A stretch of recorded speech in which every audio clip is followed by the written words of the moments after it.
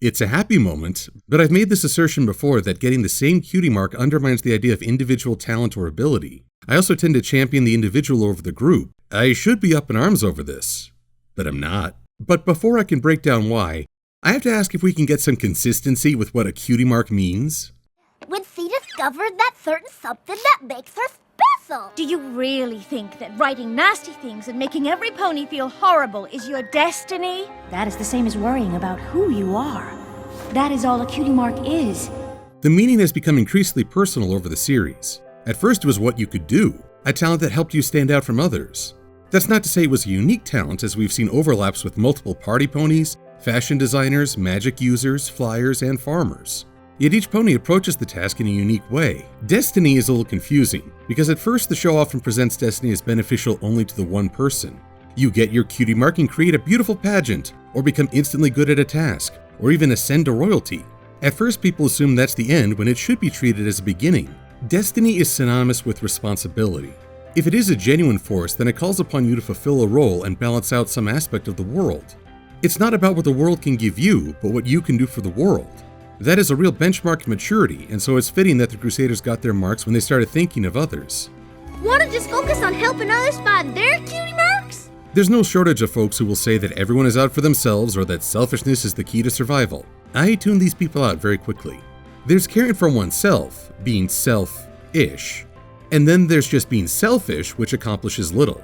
So to this episode's credit, it both gives the Crusaders a role aiding others and is treated as the start of a new chapter. What it does not do is show how the individual talents contribute to that role. We all had ideas on what the Crusaders' individual talents would be based on the showstoppers. For a while, we all wondered if we would get an episode where one Crusader earned her mark, creating tension within the group. Yet Bloom and Gloom put an end to that idea. She can't be a cutie mark Crusader if she's already got her cutie mark. So the show may have put itself in a corner. It's either all three at once or not at all. Yet I am sorry that this episode didn't show how their individual talents contributed.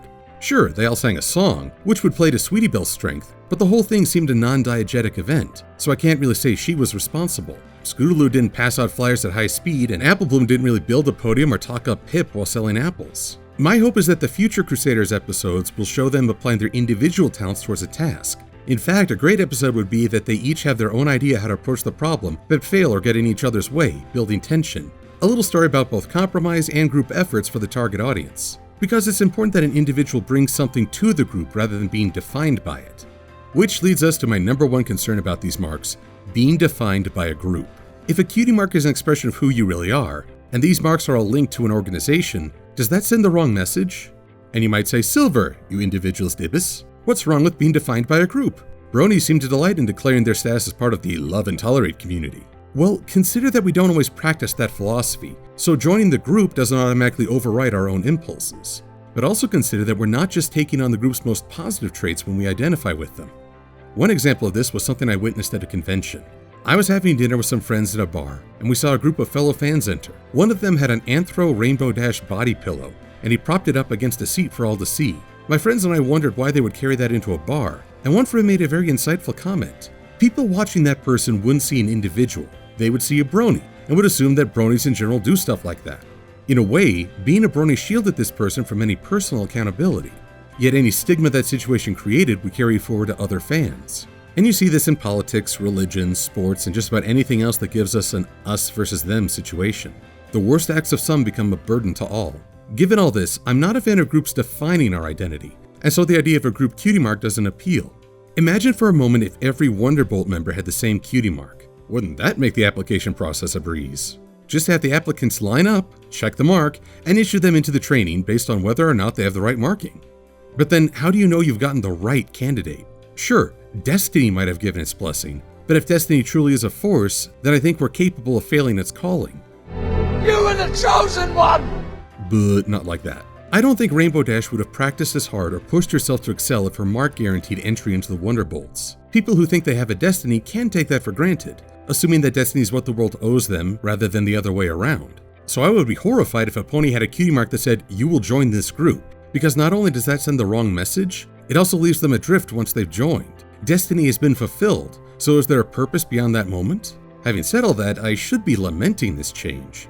I should be saying that the Crusaders are ruined forever, but I'm not. What makes the Crusaders different?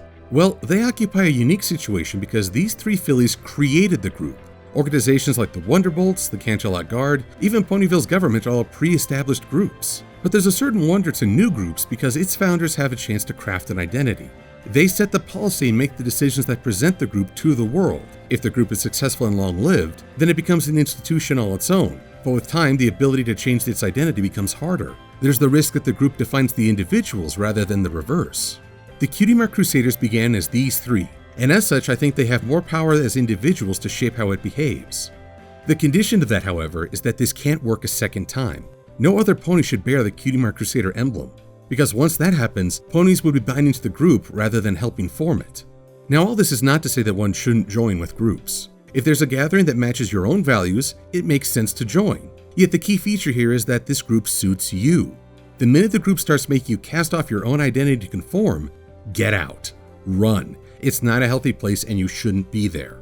It's funny to note that Season 5 started out with an entire town with uniform cutie marks, but the meaning was completely different. The Crusaders encouraged growth and is shaped by its members. Starlight's cult demanded that you abandon who you are to match the group's identity. And that's why I hope all of you will seek out groups that match your own goals and outlook. But at the same time, not let that group dictate your own identity. You have so much to offer this world. A larger group should help in that endeavor, not usurp it. I'm Silver-Quill. Thanks for watching.